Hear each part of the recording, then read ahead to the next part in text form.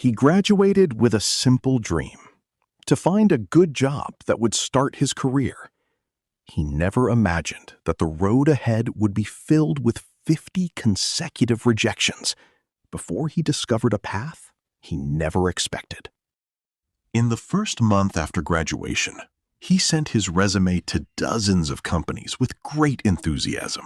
He was confident in his qualifications, excited for his first real job interview.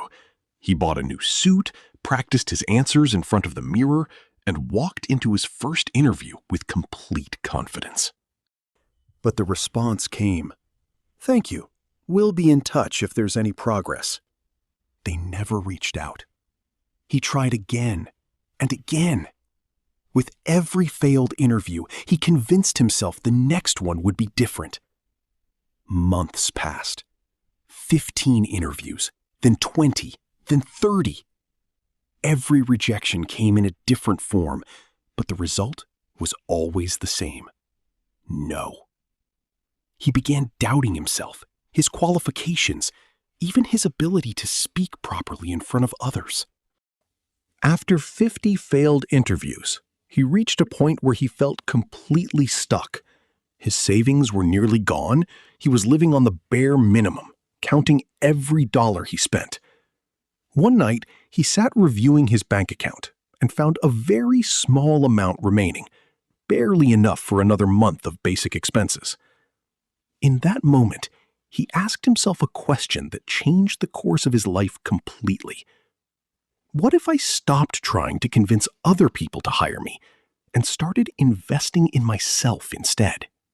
Instead of spending his last bit of money on new job applications, he decided to invest it in a small idea that had been on his mind for months: a simple service he could offer with his limited skills, but with full and genuine effort.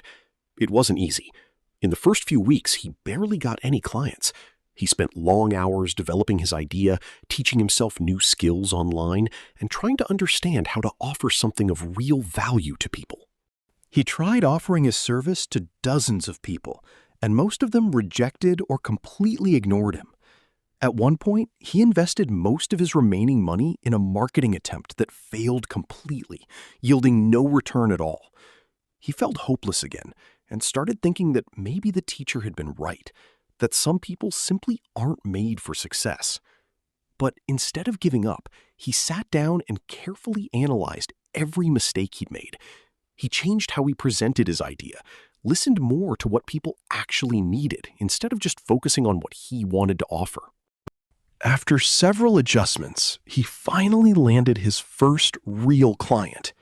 It was a very small deal, but it proved that his idea actually worked. He used this small win to build a reputation, and clients started coming in one after another, slowly at first, then faster over time. He reinvested every profit back into growing his venture instead of spending it on himself. Within 2 years, he had gone from working alone in his room to owning a real business that needed help to run.